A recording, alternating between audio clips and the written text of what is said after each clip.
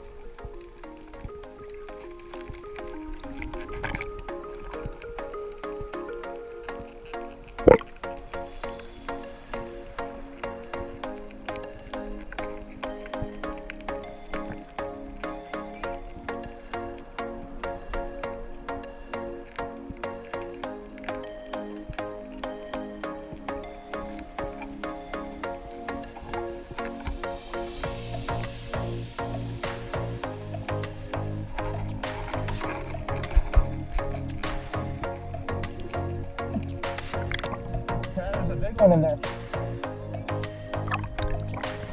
Oh, that's the big mama in there, isn't it? That was the big mama in there, wasn't it?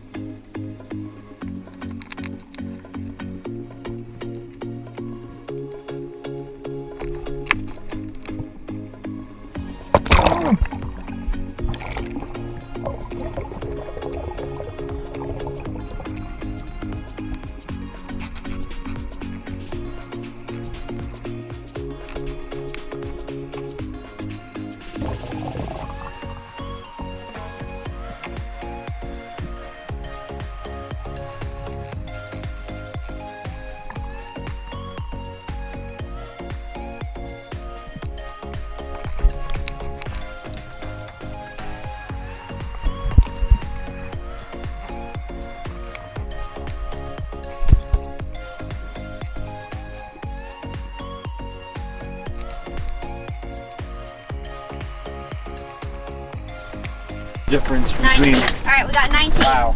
what a purple one and a blue one look like. That's sick. So is there any reason it's purple? No, and look at its tail, how it's speckled. That is crazy. And then this one's kind of blue. Nature is pretty amazing. Let me see this one. Look, that's a big mama. I got this one. Yes, you did. Biggest one of the day. Brookie is going to show you guys how to clean these lobsters, but let me show you the cooler real quick first. So there was 5 of us on the boat today. Each of us have our license, so that allows us as recreational divers to get 6 per person per day. So we ended up with 30. And Brooke is actually going to show you guys how to clean this lobster.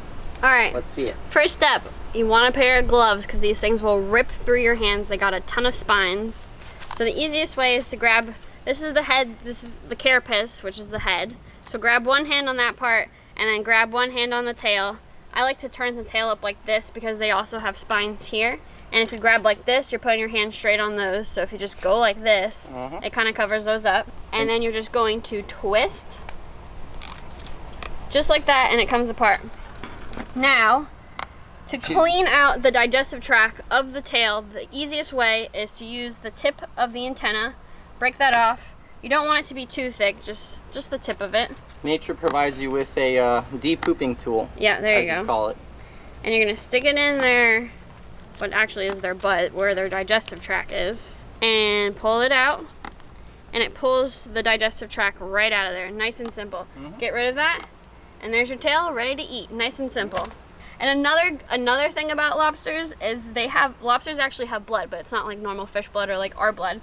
It looks like this. This is lobster blood. And if it dries up, it's basically like concrete. If it gets on you, it's so hard to take off. Their blood is not cool to mess with. Check out her channel. It will be linked in the description box below. For those of you guys who do not know, maybe any new subscribers, Brooke also has her own channel. Woo. Very similar content. Check her out. And so Brooke's gonna continue to do these. I'm gonna do it too, but I wanted to kind of briefly talk to you guys about this really cool purple lobster, as you guys saw by the title of this video.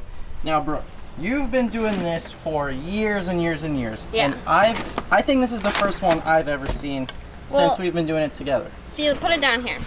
They all look a little different. You know, this one's a little more brown, this one's a little more, let's say, greenish on the tail. Now look at this one. You see this tail with tons of spots? I've never seen a regular Florida spiny lobster with a tail that looked like that. No?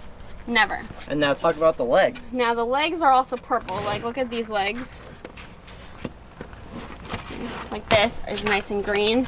And this guy has this light purple with this orange on the tip. And we do find a lot of lobsters that do have purple on them. I mean, out of 30 lobsters, we only had 1. But every year you do find a couple lobsters that do have purple legs. But I've never seen them this light purple with the orange. And I've definitely never seen a tail like this. So you say it's a pretty rare thing? I think so. There's another lobster called a Spanish lobster that has a bunch of spots on it. But this is definitely a Florida lobster. So maybe it might be a mix between a Spanish, like a hybrid. Maybe, I don't know. But they all do look a little different, but I've never seen a tail with that many spots and that light purple leg. Very cool. And we're gonna go ahead and finish cleaning these guys up, and then I'll see you guys in the kitchen and trying to recreate one of my most favorite meals I've ever had with lobster, which is lobster paella. See you guys in the kitchen. Hope you guys enjoyed that diving footage. Now that we have our lobster, we gotta cook them up in the kitchen, and nothing beats some fresh Florida spiny lobster for dinner. So as you guys heard me say earlier, I'm gonna be making a lobster paella, which is a Spanish dish. Now this is my take on it. I did a little research as to the main ingredients and stuff that goes in it. I'm not an expert by any means, but here's my shot. So we're gonna be starting out with dicing some onions, or mincing onions as I should say, some celery, as well as squishing up, I think it was about half a head of garlic that you guys saw me put into that press over there. Okay, so moving forward, I had 3 stalks of celery that I'm going to cut lengthwise and then just cut into little pieces, kind of the same size pieces as my onion, because I really want to just brown these and I want them to cook very fast, and I don't like big chunks of vegetables in this paella, so we're going to do nice small. Okay, we got our celery, we got our onion chopped up. Now we put it into a little bowl and get it ready for the pan. I went ahead and heated up a big skillet, and that's another thing is I didn't have an actual paella pan, which is pretty vital for paella, but you know, you got to improvise when you don't have stuff. So onion, and celery onto medium-high heat. Let that cook for about 5 minutes, get it brown. Now I'm gonna show you guys how I prepared the lobster. So I find the best way, if you wanna get the lobster out without boiling it, is to cut it on the belly side, and then you smush on the back side or the hard part of the shell, and then you can just pull it right out as you guys saw there. It's actually really easy. That way you don't have to cut through that hard part with your knife. So you guys see, this is the tail, and this is what people generally eat from a Florida spiny lobster. You can eat the head meat, you can eat the legs, but we eat so much of it that we'd rather just feed the fish in our canal, or in Brooks Canal I should say, and we just harvest the tail meat. But the head meat, leg meat, very good, especially for making a bisque, which I've made before. Now, for the paella, bite-sized pieces. Once again, lobster can be kind of chewy, so it's best to do smaller pieces, not big clumps, especially when you're gonna be mixing it with rice and stuff. Now, I'm gonna be adding some turkey Polish kielbasa to my paella, and the reason I'm not doing mussels and clams and shrimp is because my grandma is not that big into the whole seafood flavor. She likes lobster, and since she's eating with me tonight, I'm just gonna do sausage for my other choice of protein, and you can't go wrong with some nice kielbasa. So there you guys see, the onion, celery are browned up. Add our minced garlic after that they are browned, and then we proceed to add our sausage. Just probably 3 to 5 minutes, let that cook a little bit, get it a little bit browned up. Next up, I'm gonna add 1 can of diced tomatoes and just kind of let this steam through about 3 minutes, let those tomatoes break down and heat up thoroughly. Go ahead and give it a quick mix with our sausage, or our kielbasa I should say, and our tomatoes. And then once it's kind of brought up to a boil, I go ahead and add the lobster meat. So you guys see it added all, and that's the cool thing about paella is you get so many flavors because everything's added to the same dish.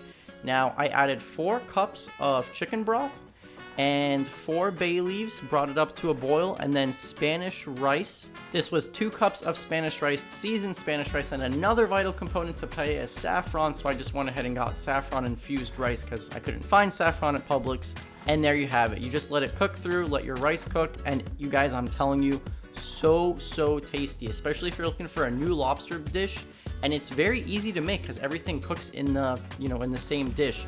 And I just garnished it with some fresh flat leaf parsley, and there you have it. Enjoy.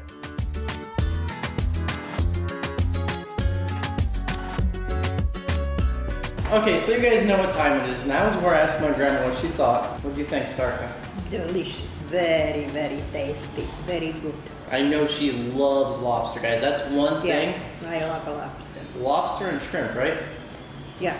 But no shellfish. She does not do clams, mussels, and that's the thing is, I wanted to do more of a traditional seafood paella with mussels and clams and shrimp, but when you start to get into that really seafood flavor, she kind of veers away from it. She doesn't like the fishy seafood taste, right? Yeah, exactly. Yeah. This was good with the sausage. Very good taste.